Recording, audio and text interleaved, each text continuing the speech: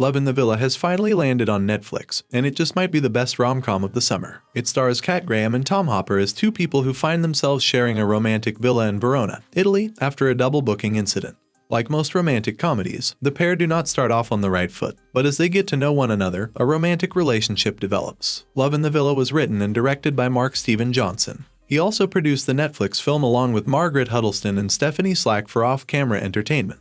Johnson is best known for directing the action thriller Ghost Rider and the Netflix rom-com Love, Guaranteed. Besides Graham and Hopper, the cast comprises Laura Hopper, Raymond Black, Emilio Solfrizzi, Lorenzo Lazzarini, Stefano Scalcotos, Sean Amsing, and others. If you've clicked on this video, you're most likely wondering how the film wraps up. Or maybe you need an explainer or clarification on what happened at the end of the movie. Whatever the reason may be, we've got you covered by breaking down the ending in this video. Spoilers from Love in the Villa ahead. Love in the Villa ending. Just when Charlie is about to lean in to kiss Julie after sharing a dance, Charlie stops himself and tells Julie that he can't kiss her. Viewers find out why Charlie couldn't kiss Julie when they arrive back at the villa. As they open the villa door, a woman named Cassie yells surprise and then kisses Charlie. We find out that Cassie is Charlie's ex-fiancée. They had been on a break for about 2 weeks, but this wasn't unusual for the couple. They were constantly on and off again. Julie, dejected by the news, leaves the villa. Charlie chases after Julie, but Julie breaks things off between them for good. The next morning, Julie wakes up to a knock at the door. She opens the door and her ex-boyfriend Brandon stands at the villa's threshold.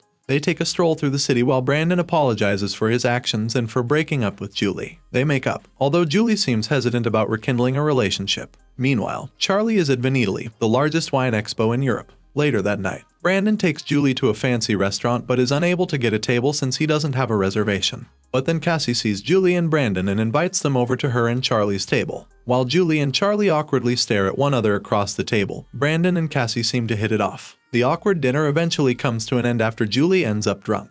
As Brandon walks Julie home, he decides to pop the question. Back in the restaurant, Charlie ends things with Cassie and then runs after Julie. As Brandon slides the engagement ring on Julie's ring finger, Charlie watches from afar. He sighs and then walks away. However, if Charlie had only stayed a minute longer, he would have seen Julie give Brandon's ring back and turn down his proposal. The next day, Brandon runs into Cassie, and they discuss how their partners had broken up with them both. As they talk, they realize they have a connection and decide to have a drink. Do Brandon and Cassie get together in Love in the Villa? Brandon and Cassie do not get together, but there's a possibility they could in the future. However, there's also a possibility that they won't get together based on the last words they share in their conversation. When the waitress walks over to ask them what they would like to drink, Brandon orders them Prosecco, which is a drink that Cassie doesn't like. It's shown on Cassie's face that she doesn't like that type of white wine.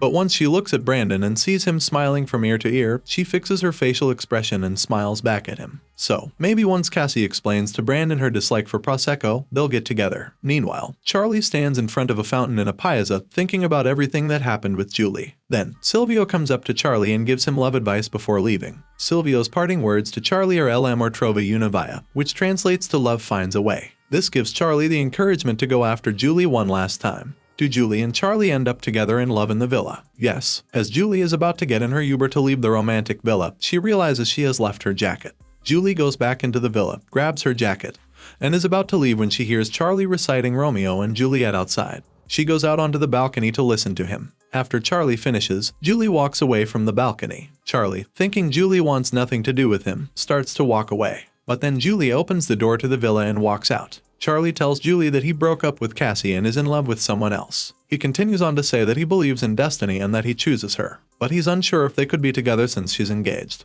Julie shows Charlie her ringless ring finger, and then they finally kiss and officially get together. I thoroughly enjoyed watching Love in the Villa. Kat Graham and Tom Hopper are already great actors, but their sizzling chemistry made their acting much more believable. Thanks for watching. If you liked this video, make sure to like and subscribe for more.